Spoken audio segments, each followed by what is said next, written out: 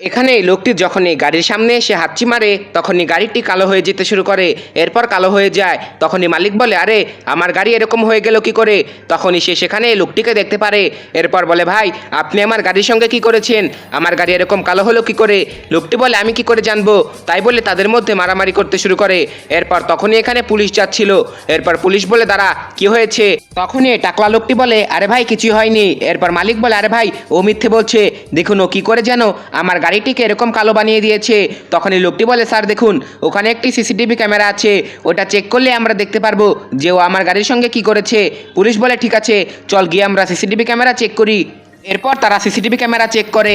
এরপর দেখতে পারে টাকলা লোকটি তো তার গাড়িতে হাতই লাগায়নি, তোর গাড়ি তো এমনি এমনি কালো হয়ে গেছে। তাই বলে পুলিশ এখান থেকে চলে যায়। তখনই এই লোকটি আসে। এরপর বলে, ভাই আমি আপনার গাড়ি ঠিক করে দিতে পারবো, কিন্তু আমাকে 1 লাখ টাকা দিতে হবে। লোকটি বলে, ঠিক আছে এই নিয়ে 1 লাখ টাকা। এরপর লোকটি গিয়ে গাড়ির উপর পানি ছিটিয়ে দেয়। এরপর গাড়িটি আবার ঠিক হয়ে যায়। এরপর লোকগুলো বলে, দেখ কত সুন্দর ধান্দা, মানুষ আমাদেরকে খুশি হয়ে টাকা দিয়ে যায়।